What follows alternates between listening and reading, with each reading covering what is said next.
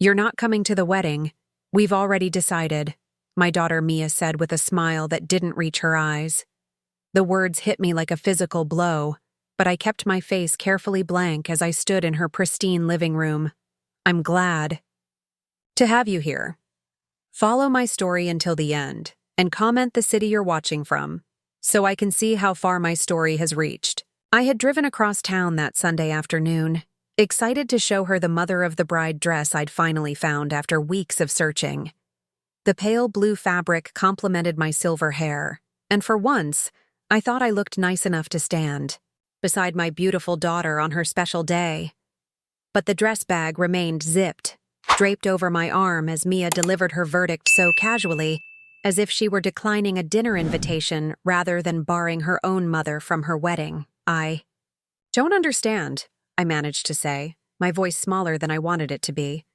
"The wedding is in 3 weeks. I've already." John, her fiancé, stepped forward from where he'd been leaning against the kitchen counter. At 38, he was 10 years older than Mia, with the kind of polished charm that had always set my teeth on edge. "Barbara," he said, using my first name, as he always did, never Mom or even Mrs. Reynolds. "We're keeping the ceremony intimate, just immediate family and close friends." "I'm her mother," I said, the obvious fact hanging in the air between us. "How much more immediate can family be?" Mia sighed, exchanging a look with John that made my stomach tighten. It was a look I'd seen too many times over the past 2 years, a silent communication that always seemed to end with me being pushed further from my daughter's life. "Mom, you know how things have been between us. We want our wedding day to be perfect. No tension, no drama." When have I ever caused drama? My voice cracked. In 30 years of being Mia's mother, through raising her alone after her father died when she was just 4, through working 2 jobs to put her through college, through supporting every dream and ambition she'd ever had, when had I ever been the source of drama? "Let's not do this," Mia said, her tone suddenly tired. "John's parents are hosting. They've paid for everything. They have a vision for how the day should be." The unspoken truth hung in the air. His parents had money. Old money. The kind that came with a sprawling estate in Vermont where the wedding would be held. The kind that made my teacher's pension look like pocket change. "I see," I said, though I didn't, not really. I turned to leave, dignity the only thing I had left. "Mom?" Mia called after me, a hint of something, guilt, regret, in her voice. "You understand, right? It's just one day. One day. My only child's wedding." The milestone I'd dreamed of sharing with her since I first held her in my arms. I didn't answer. I simply walked out, got into my 12-year-old Toyota, and drove home in silence, the dress bag on the passenger seat beside me like a ghost of what should have been. That night, I sat at my small kitchen table with my laptop open, my hands trembling slightly as I navigated to the airline website. The confirmation for 2 first-class tickets to Bali stared back at me. Mia's dream honeymoon destination, a surprise gift I'd been planning for years. I'd started the savings fund when she was in college, putting aside a little each month from my teacher's salary, sometimes skipping meals or forgoing new clothes to add more. With 3 steady clicks, I canceled the tickets. Next, I logged into my bank account and froze the special travel fund I'd established for them. $32,000 that represented years of careful saving, extra summer school teaching jobs, and the proceeds from selling my mother's antique jewelry. They didn't want me at their wedding? Fine. They wouldn't get the honeymoon I'd sacrificed to provide either. As I closed the laptop, a photograph on my refrigerator caught my eye. Mia at her high school graduation, her arms wrapped around my neck, both of us beaming. I remembered that day so clearly. How proud I'd been watching her accept her diploma. How we'd celebrated with a tiny cake I'd stayed up late to bake because we couldn't afford the fancy one from the bakery. When had I lost her? When had my bright, loving daughter turned into this stranger who could smile while breaking my heart? The change had been gradual, I realized, starting around the time she met John 2 years ago. At first, it was small things: missed Sunday, dinners, shortened phone calls, a new critical edge to her comments about my clothes, my house, my life.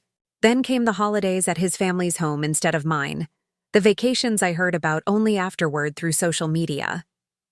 I made my way to the bedroom and opened my closet, pushing aside hangers until I found the box I was looking for. Inside was the silver locket her father had given me the day Mia was born. I'd planned to give it to her on her wedding day, a piece of the father she barely remembered to carry with her into her new life. Now, as I held it in my palm, all I could think was, would she even have wanted it? Or would it have been just another embarrassing reminder of her ordinary roots? I sank onto the edge of my bed, finally allowing the tears to come. This wasn't just about a wedding invitation. This was about the slow, painful reality that my daughter, the child I had centered my entire life around, had decided I wasn't good enough for her new world. And the most painful part? I wasn't even surprised. I'd seen it coming for months, in 100 small rejections that led to this final devastating one. That night, I cried until there were no tears left. And then, in the quiet darkness of my bedroom, I made myself a promise. This would be the last time I let Mia make me feel less than. The last time I silently accepted being pushed aside. She may not want me at her wedding, but she would soon discover what it truly meant to cut me out of her life. Now I'm curious about you who listened to my story. What would you do if you were in my place? Have you ever been through something similar? Comment below, and meanwhile, I'm leaving on the final screen 2 other stories that are channel favorites, and they will definitely surprise you. Thank you for watching until here. 3 days after Mia's rejection, I found myself sitting on my living room floor surrounded by photo albums. Outside, spring rain tapped against the windows of my small bungalow, mirroring the tears that occasionally slipped down my cheeks despite my best efforts. "Oh, Barb," my friend Elaine said, handing me a mug of tea as she carefully stepped around the sea of photographs. "You're torturing yourself with these." I traced my finger over a picture of 5-year-old Mia on her first day of kindergarten, gap-toothed smile beaming at the camera, her tiny hand gripping mine. "I'm trying to understand when it all changed," I said quietly. "When I became someone she could cut out of her life so easily."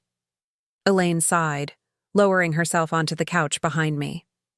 At 68, she'd been my friend since we started teaching at Roosevelt Elementary together 30 years ago. She'd witnessed every step of my journey with Mia, the triumphs and struggles of single motherhood after James died, leaving me a widow at 35. "It's not you who changed, honey. It's her. Or rather, it's the influence of that man and his family." I flipped to another page, Mia's high school graduation. I'd scrimped and saved to buy her the pearl earrings she wore in the photo, working extra tutoring sessions for months. Did I make it too easy for her to take me for granted? I wondered aloud. Did I give too much? Elaine snorted. "That's what mothers do, Barbara. We give." The question is why she started thinking it was okay to just take. My hand stilled over a more recent photo, Mia's 28th birthday dinner, about 6 months before she met John. Her eyes shone as she hugged me, the resemblance between us unmistakable, despite her dark hair against my silver. We'd been so close then. She'd call me almost daily, drop by on weekends, bring me little gifts, just because. Then John Whitfield entered her life, and everything shifted. "I sold my house," I said suddenly, looking up at Elaine. The confession had been sitting heavy in my chest for months. Elaine nearly spilled her tea. "What? This house? When?" I shook my head. "Not this one. My mother's house in Lakeview, the one I inherited. I've been renting it out since Mom died. It was worth quite a bit. The neighborhood got popular." Understanding dawned in Elaine's eyes. "The honeymoon fund." I nodded, gathering photographs into a neat pile, needing to occupy my hands. I sold it last year when they got engaged. The rental income was part of my retirement plan, but I shrugged.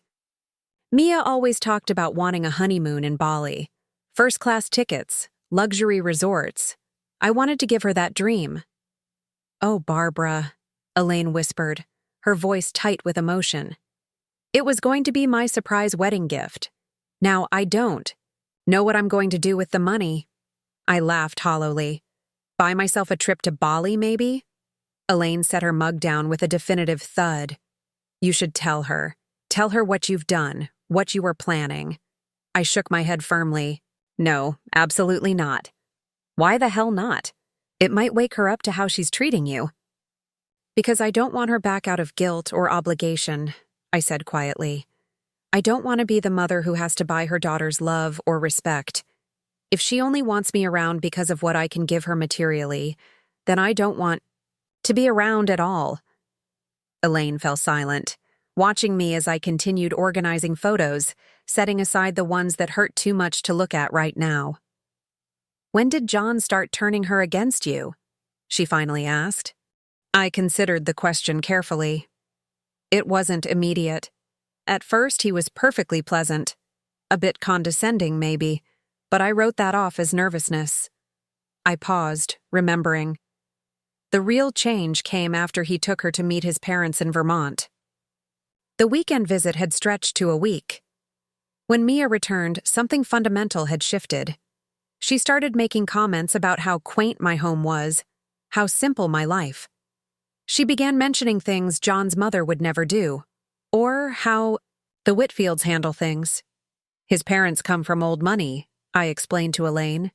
"They own some kind of publishing empire.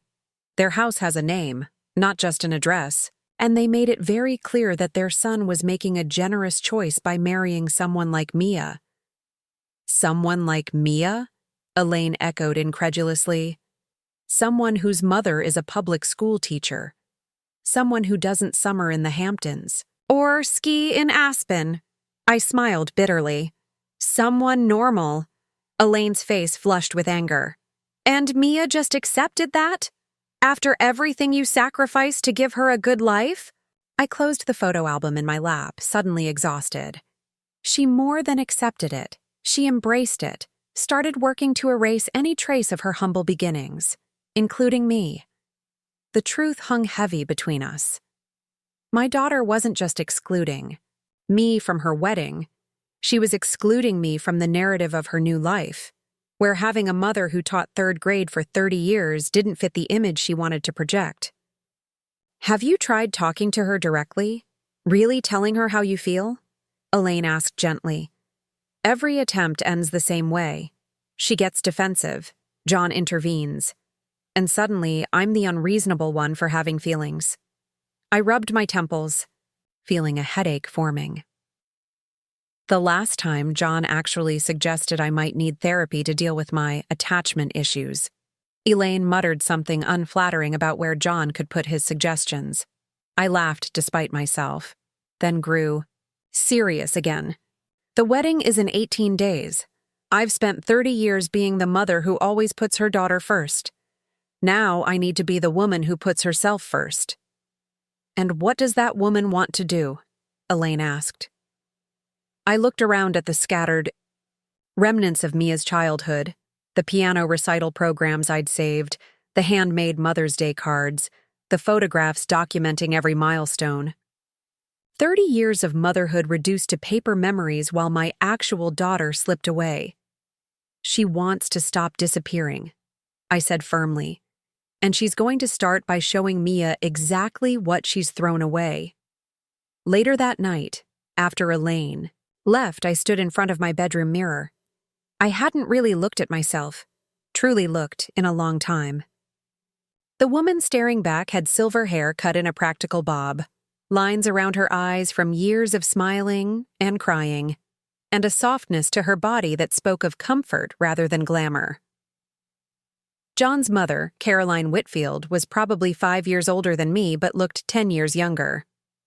She had the preserved beauty that came from expensive skincare, regular cosmetic procedures, and never having to worry about money a day in her life. Was that why Mia had chosen her new family over me? Was I simply not polished enough for the life she wanted? I opened my jewelry box and took out the silver locket I'd planned to give Mia.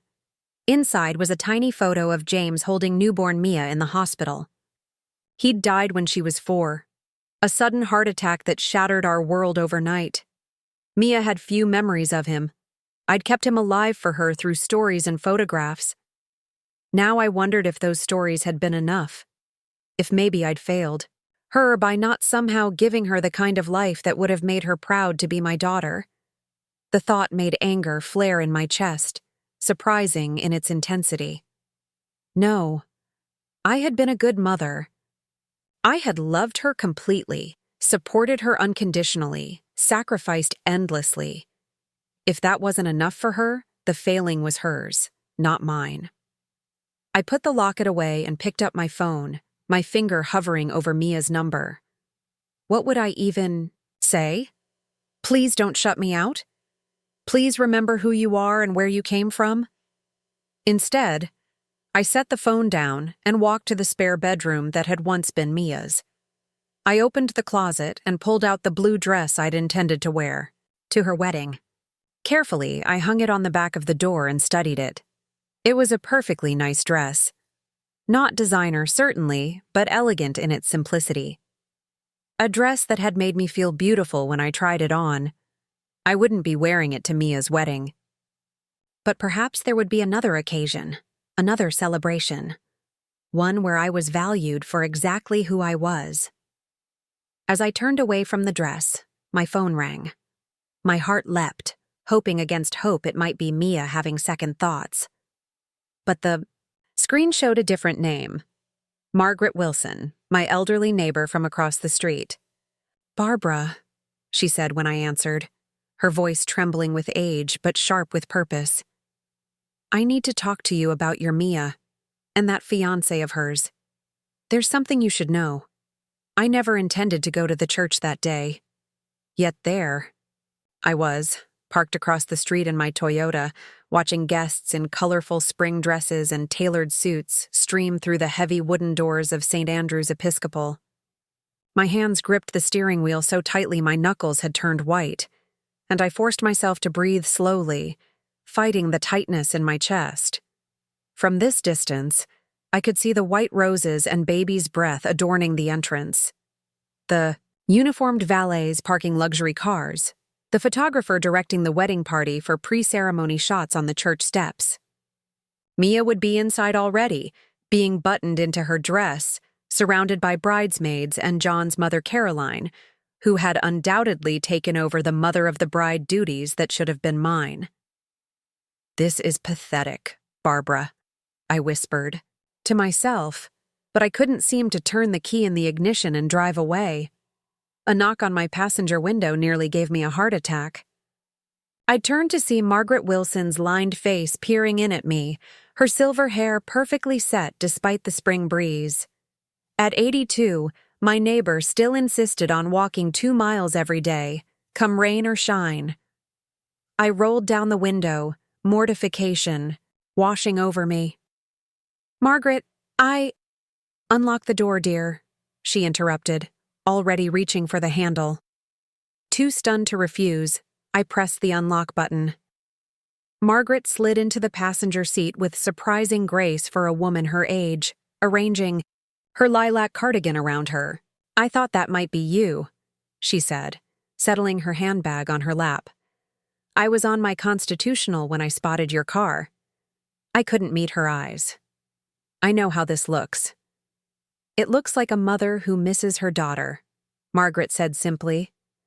No judgment, no pity, just a statement of fact. We sat in silence for a moment, watching more guests arrive. A sleek black car pulled up, and a distinguished silver-haired couple emerged. John's parents, I assumed, though I'd only seen them in photographs Mia had shown me in the early days of her relationship, before I became persona non grata. "Did you know?" Margaret said suddenly. "That young man came to see me last month?" I turned to her, surprised. "John?" Why would he visit you? Margaret's eyes, faded with age but still sharp with intelligence, fixed on me.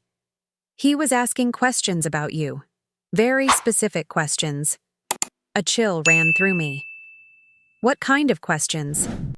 About your finances, primarily. Whether you owned your home outright. If you had family money. Margaret's mouth tightened. He presented it as concern for Mia's mother, but there was nothing kind in his eyes.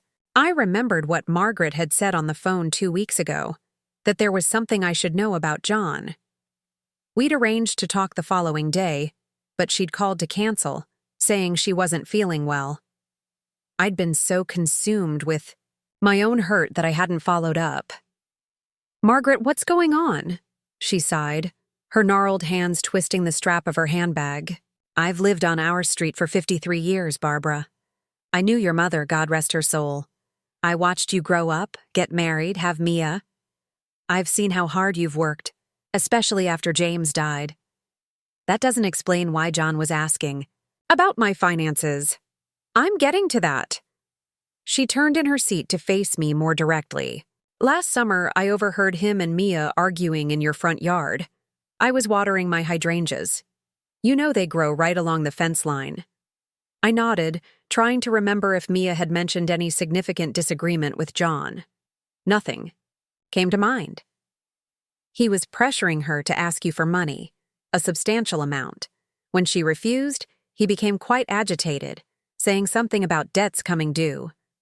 My stomach dropped. "Debts? What kind of debts?" He didn't specify. But he said, and I quote, "Your mother's sitting on a gold mine with that Lakeview property. She doesn't need 2 houses." Margaret's eyes held mine. That's when I realized he'd been researching your assets. The Lakeview house. The one I'd sold to fund their honeymoon. A honeymoon they now wouldn't be taking, at least not on my dime. "Did Mia know I sold it?"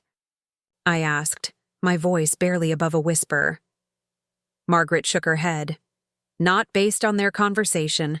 She kept saying she wouldn't ask you to sell property that had been in the family for generations just because he'd made some bad investments." Bad. Investments. The words echoed in my mind, pieces suddenly clicking into place. John's interest in my financial situation. The increasing pressure from Mia over the past year to simplify my life by selling my mother's house.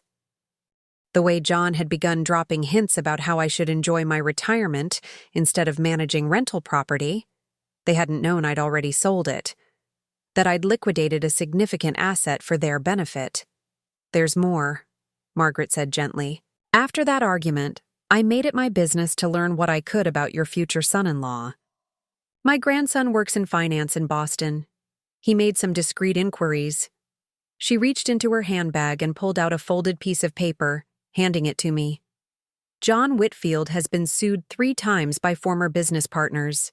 He's burned through most of his trust fund on failed ventures.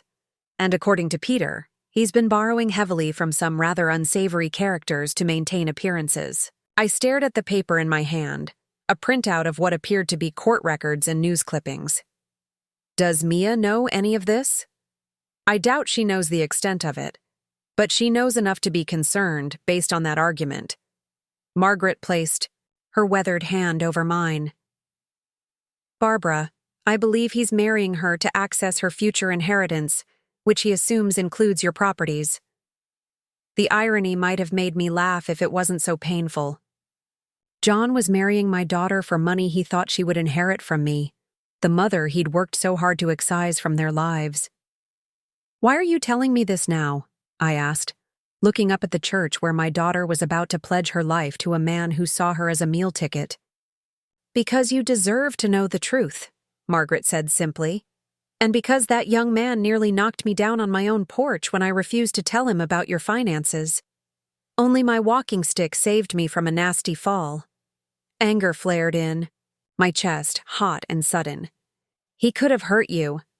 "I've survived worse," Margaret said with a dismissive wave, "but it showed me his true character. The kind of man who would intimidate an elderly woman is not the kind of man who should be marrying your daughter." I looked back at the church, my mind racing. What was I supposed to do with this information? Storm into the church and object to the marriage like in some dramatic movie scene? Mia wouldn't believe me. She'd see it as another attempt to control her life, to sabotage her happiness. I can't stop this wedding, I said finally. She's made her choice. Margaret nodded, understanding in her eyes. Sometimes all we can do is stand ready to catch our children when they fall. And they always fall, Barbara. Sooner or later. She patted my hand one last time, then opened the car door. I'm going home to make a cup of tea. You're welcome to join me when you're ready. As I watched her slowly make her way down the sidewalk, a thought occurred to me. I couldn't, stop this wedding. But perhaps there was something else I could do. Something that might eventually save my daughter from the trap she was walking into, even if she currently had no desire to be saved. I started the car, my decision made.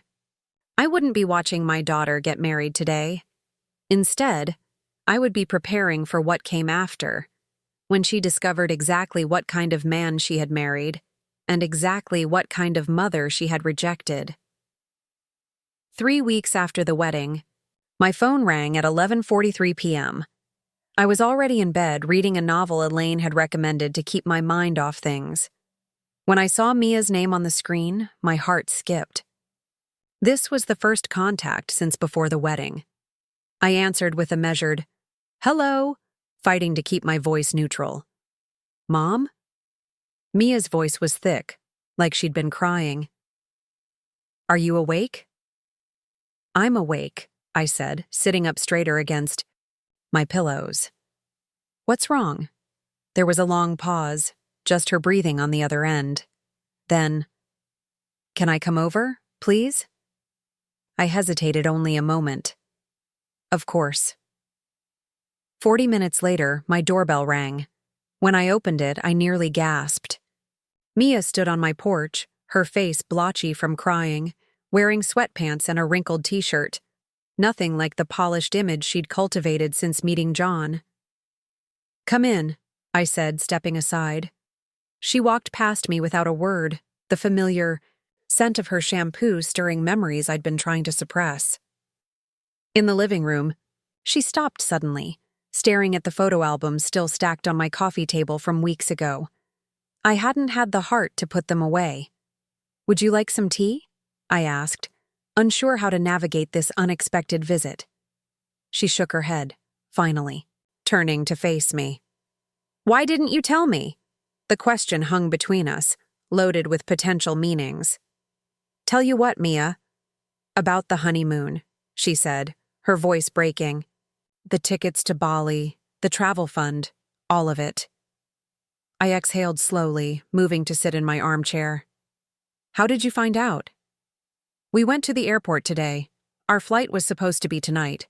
Mia sank onto my couch, looking smaller than I remembered. "John said you had arranged everything as a wedding gift, that it was all taken care of." I felt a sharp twist of anger. "He told you I had arranged your honeymoon?" Mia nodded miserably. "He's been saying for months that you wanted to do this for us, that it was your way of showing support even though you—" She trailed off. "Even though I wasn't invited to the wedding," I finished for her. She winced but didn't deny it. When we got to the check-in counter, there was no reservation, no tickets, nothing. Her voice hardened slightly. "John insisted there must be a mistake, that you must have canceled them out of spite. Of course he would blame me. And you believed that? I didn't know what to believe. You and John have never gotten along, and after we told you about the wedding. After you told me I wasn't welcome at my only daughter's wedding," I corrected quietly. Mia had the grace to look ashamed. "Yes. After that, I thought maybe you were angry enough to do something like this. So why are you here, Mia? To accuse me of ruining your honeymoon?" She looked down at her hands. "We went to the bank after leaving the airport. John said we could use the travel fund you'd set up to book new tickets." I watched her carefully. "And?" And the banker said there was no fund under my name, or John's. He said there had been, but it was closed 3 weeks ago. She looked up, her eyes searching mine. Right after I told you about the wedding. I nodded once, not trusting myself to speak. Mom, I need to know the truth. Were there ever tickets to Bali? Was there really a travel fund? For a moment, I considered lying. It would be easier to let her believe I'd made the whole thing up, that John had been mistaken rather than deliberately deceptive. But I was done hiding the truth to spare other people's feelings. Yes, I said simply. I booked first-class tickets to Bali months ago, and I started a travel fund when you were still in college. I sold your grandmother's house in Lakeview last year to make sure you'd have the honeymoon of your dreams. Mia's eyes widened. You sold Grandma's house? But you loved that house. You always said you were saving it for retirement. I loved you more, I said quietly. At least I thought I did. Tears welled in her eyes. Then why did you cancel everything? Why do you think, Mia? My voice was steadier than I expected. You made it very clear I wasn't part of your life anymore. Why would I give you a gift worth tens of thousands of dollars when you couldn't even find room for me at your wedding? She flinched as if I'd slapped her. It wasn't like that. Then what was it like? Explain it to me, because I've been trying to understand for weeks. Mia wiped at her tears with the back of her hand, a gesture so reminiscent of her childhood, self that my heart ached. John said. He said it would be easier for everyone, that his parents had certain expectations, and you might feel uncomfortable, that you wouldn't enjoy yourself among people like them. People like them, I repeated, flatly. Rich people, she clarified, having the decency to look embarrassed. John said you'd feel out of place, that it would be a kindness to spare you that. The calculated cruelty of it took my breath away. And you believed that? That I would rather be excluded entirely than potentially feel a little awkward? I don't know what I believed anymore, she whispered. Everything's so confusing. John keeps telling me one thing, but then I find out something else is true. Like tonight. I leaned forward. What happened tonight, Mia? Why are you really here, honey? Took a shuddering breath. After we left the bank, John was furious. He started accusing me of hiding money from him, saying I must have known about the fund being closed. When I said I didn't, She trailed off, her hand unconsciously going to her wrist. Cold dread washed over me. Did he hurt you? No, not really. He just grabbed my arm. He was upset. I got up and moved to sit beside her on the couch, gently, taking her hand and pushing up her sleeve. Dark bruises were forming on her wrist, the unmistakable pattern of fingerprints.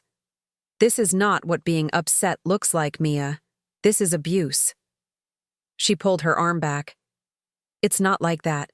He's never done anything like this before.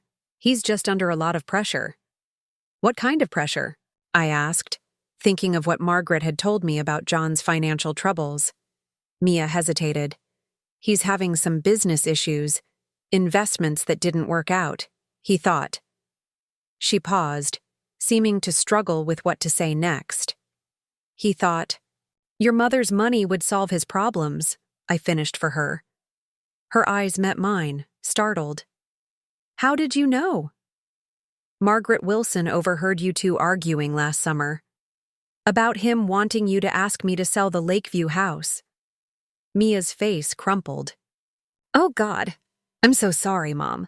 I never meant for any of this to happen. I loved him. I thought he loved me. And now I don't know what to think. When the banker told us the fund had been closed, he mentioned that John had tried to access it 3 weeks ago. Before the wedding. Before you closed it. She looked at me, realization dawning in her eyes. John knew about the fund all along. He just didn't tell me. Because he wanted the money, not the honeymoon, I said gently. Mia's phone buzzed on the coffee table. John's name flashed on the screen. She stared at it, her expression a mixture of fear and confusion. "You don't have to answer," I told her. "I know," she whispered, "but I don't know what to do. We've only been married 3 weeks. I can't just—" "You can just," I said firmly. "You can do whatever you need to do to be safe." The phone stopped buzzing, then immediately started again. Mia picked it up with a shaking hand and turned it off completely. "I need some time to think," she said. "Can I stay here tonight?" "Of course," I said, relief washing over me. It was a small step, but an important one. "You can stay as long as you need to." As I got sheets and a blanket for the couch, Mia wandered over to the photo albums on the coffee table. She opened one, her finger tracing over a photograph of the two of us at the beach when she was about 7. "I remember this day," she said softly. "You took off work even though we needed the money because I was so desperate to see the ocean. You built a sandcastle so big you could sit inside it," I recalled, smiling at the memory. "You were a good mom," Mia said, her voice thick with emotion. I don't know why I let John convince me otherwise. I set the blankets down and sat beside her, allowing myself to put an arm around her shoulders. To my surprise, she leaned into me. "I think," I said carefully, "that people like John are very good at finding the small cracks in our relationships and widening them until they become chasms. But chasms can be bridged if both people are willing to try."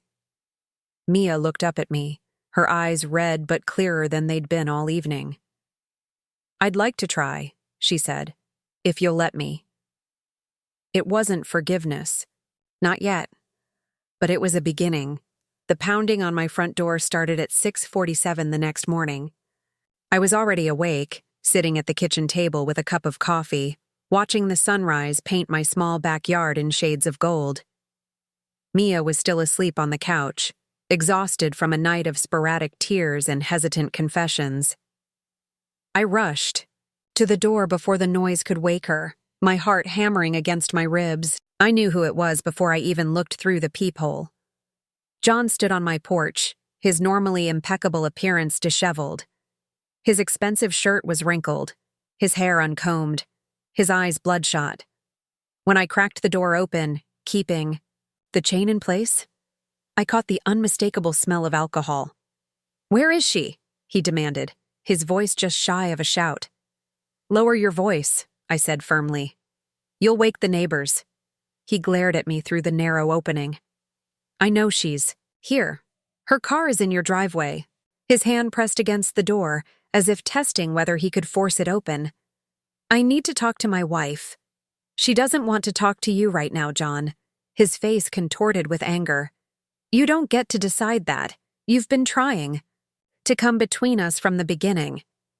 I nearly laughed at the absurdity of his accusation.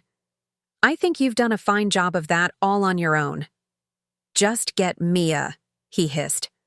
"Or I swear to God You'll what?" I interrupted, my voice icy calm. "Break down my door? Add another assault charge to your growing list of problems?" He blinked, momentarily thrown off balance. "What are you talking about?" "I saw the bruises on my daughter's arm," I said, my grip tightening on the doorknob. "And I know about your financial troubles. The lawsuits from your former business partners. The loans from people who don't send polite letters when payments are late." His expression shifted from anger to calculation, a change that sent a chill down my spine. "Mia's been telling you stories," he said, forcing a laugh. "She gets emotional, exaggerates things. You know how she is." "Actually, I didn't hear it from Mia," I said. "I have other sources, more reliable ones." Before he could respond, I heard movement behind me. I turned to see Mia standing in the hallway, wrapped in the blanket I'd given her last night, her face pale but resolute. "It's okay, Mom," she said quietly. "I can handle this." I hesitated, torn between wanting to protect her and respecting her agency. Finally, I nodded and stepped aside, though I didn't close the door. If John tried anything, I wanted witnesses. Mia stepped onto the porch, keeping the blanket wrapped around her like armor. I noticed she deliberately positioned herself so the Dr. Frame remained between her and John. "You need to go home," she told him, her voice steadier than I expected. John's demeanor changed instantly, his anger dissolving into a practiced contrition. "Baby, I'm so sorry about last night. I was upset. I'd had a few drinks. You know I would never hurt you." Mia's gaze dropped to the fading bruises on her wrist, visible where the blanket had slipped. "But you did hurt me, John." "That was an accident," he protested, reaching for her hand. She stepped back out of his reach. "Was lying to me about my mother arranging our honeymoon an accident too? Or trying to access the travel fund without telling me?" His expression hardened. "Your mother has been poisoning you against me. One night with her, and suddenly you're believing all sorts of things." "My mother showed me the confirmation emails for the canceled tickets," Mia said. "And the bank manager? Confirmed you tried to withdraw from the fund 3 weeks ago. Were you ever going to tell me about the honeymoon, or were you just going to take the money?" John's face flushed dark red. "I was protecting you. Your mother was trying to control you with her money, like she always has." I bit my tongue, letting Mia fight her own battle. "My mother," Mia said slowly, "has never tried to control me with money. She's only ever given, never taken." She took a deep breath. "Unlike you." "What is that supposed to mean?" John demanded. "It means I found the mortgage papers," Mia said, her voice barely above a whisper. "The ones you took out on my condo. The one I owned outright before we got married." Couldn't stop my sharp intake of breath. The condo had been Mia's greatest achievement, purchased with her own savings from years of work, her declaration of independence. She'd been so proud of owning her home debt-free. John's expression morphed into something ugly. "We're married. What's yours is mine. I needed capital for investments that will benefit both of us." "Investments like gambling debts?" Mia asked quietly. "I found those papers too, John. The markers from the casino in Atlantic City. The loan from someone named Vince, who doesn't seem to have a last name or an official business." For a moment, I thought John might lunge at her. His hands curled into fists, and he took a half step forward before seeming to remember where he was. "On my front porch, in full view of the neighborhood. You had no right to go through my private papers," he said, his voice dangerously low. "They were in my desk," Mia replied simply. "In my home." The silence that followed was thick with tension. Finally, John straightened, adjusting his rumpled shirt in a futile attempt to regain some dignity. "You're upset. We both are. Let's go home and talk about this rationally." Mia shook her head. "I'm not going anywhere with you. Not today, maybe. Not ever." "You can't be serious," he scoffed. "We've been married for 3 weeks. 3 weeks of lies," Mia said. "Starting with excluding my mother from our wedding because you were afraid she'd see through you." His gaze flicked to me, hatred burning in his eyes. "This is your doing." "No," I said calmly. "This is your doing, John. Every bit of it." He turned, back to Mia, his expression softening into what I assumed was his most persuasive look. "Baby, please. Everyone makes mistakes. I love you. We can work this out." For a heartbreaking moment, I saw Mia waver. I recognized the expression on her face, the desperate hope that maybe this time the apology was real, that maybe love could conquer all. I'd worn that same expression during the final years of my marriage to her father, before his death made the decision for me. "Mia," I said softly, not wanting to overstep but unable to stay silent. "You don't have to decide anything right now. Take some time. Think clearly." John's head snapped toward me. "Stay out of this. This is between me and my wife." "She's my daughter," I said evenly. "And she's hurting. That makes it my business." He let out a bitter laugh. "Your daughter? The one you couldn't be bothered to raise properly? The one who grew up embarrassed by her pathetic, controlling mother?" I felt the barb land, but before I could respond, Mia stepped forward. "Don't you dare talk to her like that," she said, her voice trembling with anger. "My mother worked herself to exhaustion raising me alone after my father died. She sacrificed everything to give me opportunities. She sold her mother's house to give us a honeymoon I didn't even know about." Her voice broke. "And I repaid her by letting you convince me she wasn't good enough for our wedding." The raw pain in her voice made my heart contract. I wanted to reach for her, to tell her it was okay, that I understood. But this was her moment, her stand to take. John stared at her, seeming to realize he'd miscalculated badly. "Mia, I didn't mean—" "I think you should leave now," she interrupted, her voice suddenly calm. "My lawyer will be in touch about annulment proceedings." His face contorted with rage. "You can't annul this marriage. You have no grounds." "Fraud is grounds in most states," I interjected mildly. "And lying about your financial situation to enter a marriage certainly qualifies as fraud." John's gaze swung between us, calculation replacing anger as he seemed to grasp the full extent of his predicament. Finally, he stepped back. "Fine. Take some time to cool off.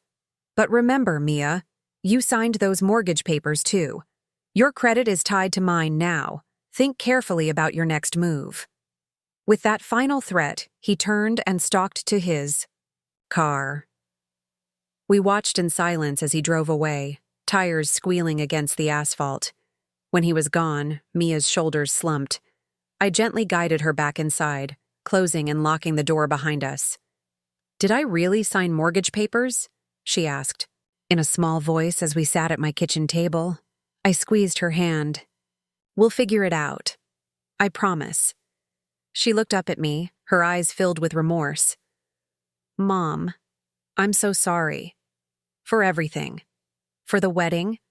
For believing him over you, for—" I held up a hand to stop her. "We have plenty of time to talk about all of that.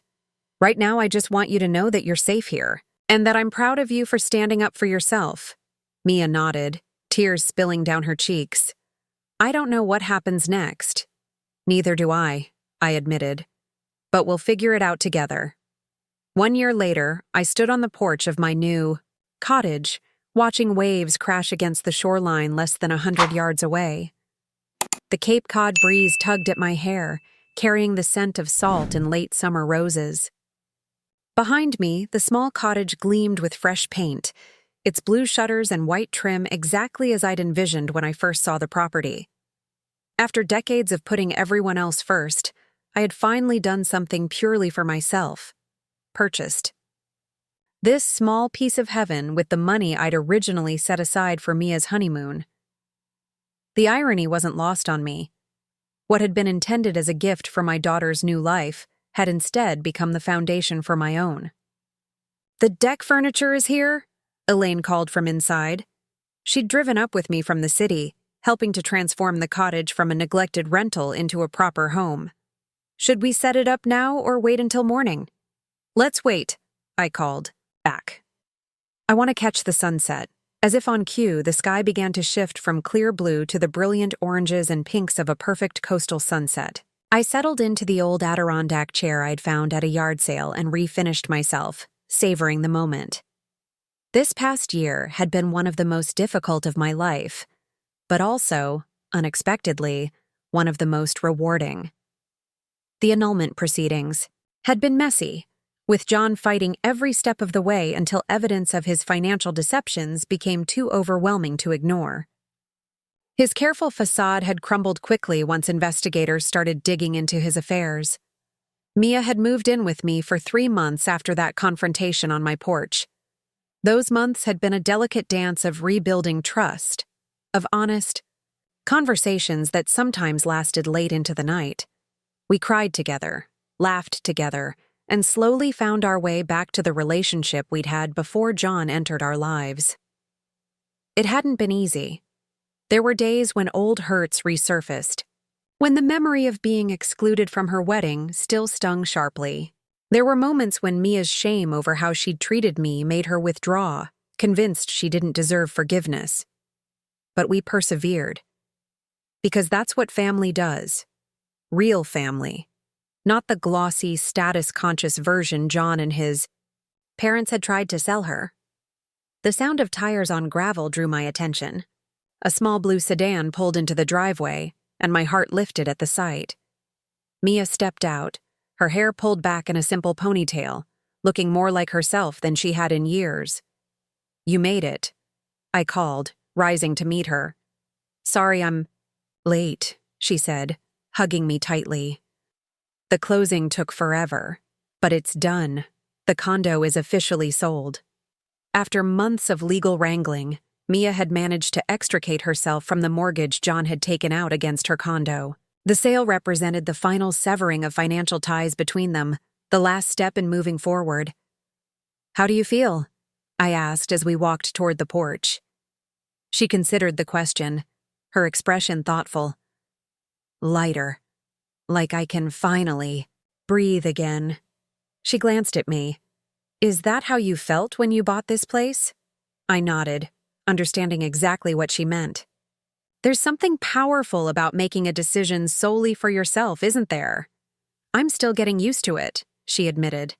Inside, Elaine had set out a simple dinner of clam chowder and fresh bread from the local bakery. As we settled, around the small dining table, the conversation flowed easily among the three of us, punctuated by laughter that felt healing in its normalcy. After dinner, Elaine excused herself to call her husband, leaving Mia and me alone at the table with our cups of tea. "I have something for you," I said, rising to retrieve a small gift-wrapped box from the sideboard. "A housewarming gift of sorts." Mia accepted it with a questioning look. "But you don't even know where I'm going to live yet. I haven't decided if I'm staying in the city or moving closer to the school." She'd recently accepted a position teaching art at an elementary school, rediscovering her passion for creativity that had been dormant during her relationship with John. "Open it," I encouraged. She unwrapped the small box carefully, lifting the lid to reveal a key attached to a silver dolphin keychain, a nod to her childhood love of marine life. "Mom?" she questioned, looking up at me with confusion. "It's a key to the cottage," I explained. "I want you to feel like this is your home too. Whenever you need a break, whenever you want to visit, planned or unplanned, you're always welcome here." Tears welled in her eyes. "Even after everything?" "Especially after everything," I said firmly. "Mia, this year has taught me that love isn't about keeping score. It's not about who deserves what. It's about choosing each other, even when it's hard. Maybe especially when it's hard." She cradled the key in her palm as if it were infinitely precious. "I don't know if I'll ever stop feeling guilty about the wedding, about shutting you out when I should have trusted you the most." "I hope you do stop feeling guilty. Eventually," I said gently. "Not because what happened didn't hurt. It did. But because carrying that weight forever won't help either of us move forward." Mia nodded slowly, wiping a tear from her cheek. "I've been thinking a lot about what you said months ago, about John finding the cracks in our relationship and widening them, about how those cracks were already there before he came along." I waited, giving her space to continue. "I think I always resented how hard you worked when I was growing up," she admitted. "I saw other mothers volunteering at school, attending every event, and I felt less important somehow. I didn't understand the sacrifices you were making just to keep our lives stable." "I wish I'd found a better balance," I acknowledged. "There were times I was so focused on providing for you that I forgot to be present with you." "But that's just it," Mia said earnestly. "You were doing your best in an impossible situation, and instead of appreciating that as I got older, I let John convince me that you weren't good enough." She shook her head, self-recrimination clear in her expression. "How could I have been so blind?" "Because he was telling you what part of you wanted to hear," I said simply. "We all have vulnerabilities, Mia. The right person, or the wrong person, can tap into them with frightening precision." We sat in comfortable silence for a while, the sound of waves against the shore filling the cottage. Finally, Mia reached into her bag and pulled out a small wrapped package of her own. "I brought something for you, too," she said, sliding it across the table. "It's not much, but—" I unwrapped it carefully, my breath catching when I saw what was inside. A beautiful silver picture frame containing a photograph of the two of us from last Christmas. We were sitting on my old couch, heads tilted together, laughing at something Elaine had said behind the camera. It was completely natural, unposed, a genuine moment of connection captured by chance. "It's my favorite picture of us," Mia said, softly. "I thought maybe you could put it here, in your new home." "It's perfect," I whispered, my throat tight with emotion. Later that evening, as darkness settled over the cottage, Mia and I stepped out onto the porch. The night was warm, stars emerging in the clear sky, the steady rhythm of the waves a soothing backdrop. Without a word, Mia extended her hand to me. "What are you doing?" I asked, smiling as I took it. "Remember how you used to dance with me in the living room when I was little?" she said. "After Dad died, when I'd have nightmares, you'd put on that old Ella Fitzgerald record, and we'd dance until I forgot to be scared." I nodded, the memory washing over me with unexpected clarity, Mia's small hand in mine, her little feet balanced on top of my slippers as we swayed to the music. "Dance with me now?" she asked. There was no music except the natural symphony of waves and wind, but as we began to move together in a simple, swaying dance on the moonlit porch, I realized this was what healing truly felt like. Not the absence of pain, but the presence of something new and beautiful growing from the broken places. "Mom?" Mia whispered as we danced. "Hmm?" "Thank you for not giving up on me." I pulled back slightly to see her face, illuminated by the soft porch light and the glow of the rising moon. "I'll never give up on you, Mia. That's not what mothers do."